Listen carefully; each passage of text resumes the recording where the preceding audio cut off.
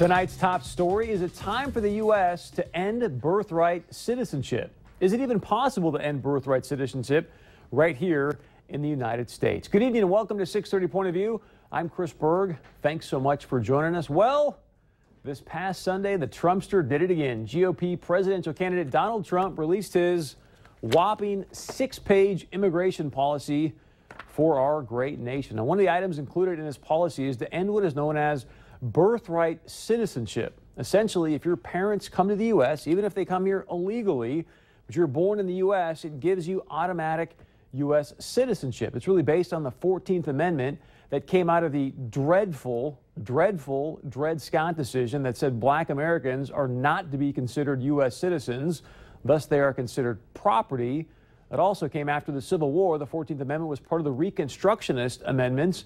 And the first line of the 14th Amendment states this: all persons born or naturalized in the United States and subject to the jurisdiction thereof are citizens of the United States and of the state wherein they reside. Sounds pretty basic. Many people believe this was actually stated this way to completely overturn the Dred Scott decision, plus to ensure that the Democrats in the South could never nullify the entire Civil War by continuing to deny citizenship to newly freed slaves. Question for you: do you feel this amendment, which was created in 1868, was instituted to reward illegal immigrants who came here on their own volition by automatically granting them U.S. citizenship? We'd love to know your thoughts on that, because according to a 2010 CBS News poll, people were asked if they felt people should continue to get birthright citizenship in the U.S. or if the law should be changed or amended. 49% of you said yes, people should be allowed to have birthright citizenship, while 47% said the law needs to be changed and or amended. Now, not only has the Trumpster come out in support of stopping birthright citizenship, other GOP presidential candidates are in favor of this as well. And here's what I'm going to do tonight. I'm going to read something to you, and I'm going to see if you can guess who said what I'm about to share with you. And this is what this person said, and you tell me, come to me, please. You tell me who this person is when they said it. They said this: if making it easy to be an illegal alien isn't enough, boy, they use the legal alien, you don't do that anymore. How about offering a reward for being an illegal immigrant? No sane country would do that, right? Guess again. If you break our laws by entering this country without permission to give birth to a child, we actually reward that child with U.S. citizenship and guarantee a full access to all public and social services this society provides, and that is a lot of services. Is it any wonder that 2/3 of the babies born at taxpayer expense in county-run hospitals in Los Angeles are born to illegal alien, this person said again, illegal alien mothers? I'm going to give you a moment here. I'm going to ask you, can you guess who said what I just read about illegal aliens, cost of the taxpayers, and when they said this? Because what I'm about to share with you may cause you to fall out of your chair when you find out who said what I just read. Check this.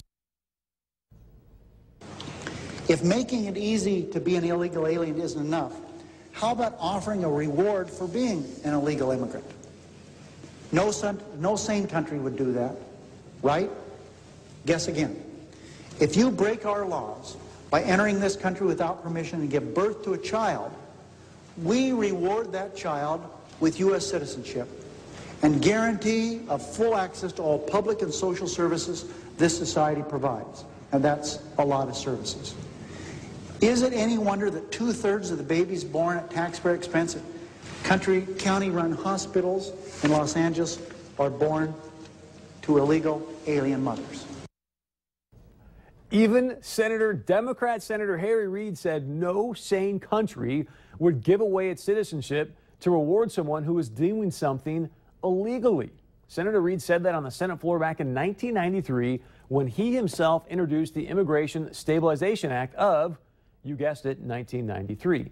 He also said about this issue, and I quote here, "These are not racist. These are not racist people who are raising this issue," end quote, obviously talking about birthright citizenship. Now, today you've got several GOP candidates that either support or at least feel the birthright citizenship situation needs to be addressed and potentially even changed or amended. And if you're a Democrat, you're probably sitting home saying to yourself, hey, keep saying this stuff, GOP candidates, because this is going to be the death of a GOP president in 2016. Even some of the GOP establishment are saying the exact same thing. They're like, look, we keep spouting this stuff. Our presidential hopes for 2016 of these candidates, it's over if we continue to say these things, obviously, about immigrants. But let's have a little reality check here. Here's the reality. This is fascinating when you consider how much the GOP establishment continues to tell its candidates, hey, if you're going to win, you must win the Latino vote if you're going to end up winning the 2016 election. But again, reality check, here's the actual numbers. In 2012, Mitt Romney won a whopping 27% of the Latino vote. If he would have won actually 71% of Latino vote, guess what? He still would have lost the election in 2012. And let's be honest, does anyone really believe that at any time in the very near future, 71% of Latinos are actually going to vote for a Republican candidate? I don't think so. So that's the reality here. But I want you to check this out. On the other side of the coin, if you will, if Mitt Romney could have went out and gotten just another 4%, only 4% more of white voters to get out and vote in 2012. And this is even after Hurricane Sandy sucked up all the media oxygen right before the election. Even Governor Chris Christie walking up and down the Jersey Shore hugging President Obama. If Romney could have gotten just 4% more of white voters, today we would be saying President Romney rather than President Obama. In my opinion, that is a stunning fact as we head into the 2016 election. Here's the thing. And I really want you to answer this question as objectively as you can tonight. Take a moment, take politics out of this, and think of it this way. Do you feel it's a good idea for a republic, which is what we are, a nation run by laws, to allow people who break the law to dictate to you and I, U.S. citizens, who can become a citizen? I don't think that's a pretty good idea.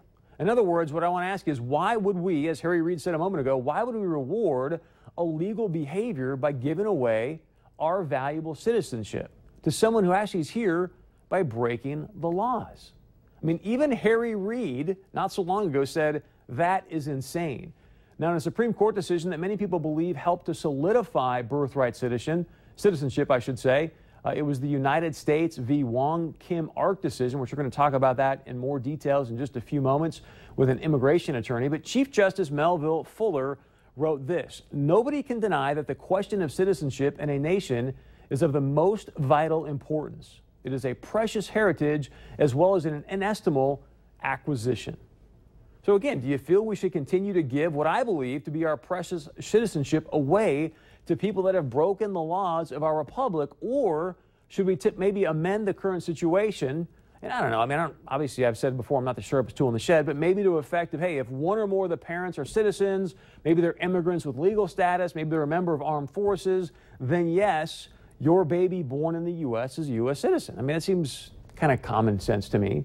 At the end of the day, you and I both know, look, we're a land of immigrants. So I believe all of us here, we're for immigration. I think we want the best of the best coming to America. The thing is, I think we just want to do it legally, since last time I checked, America is still a republic, and that, of course, is if we can keep it.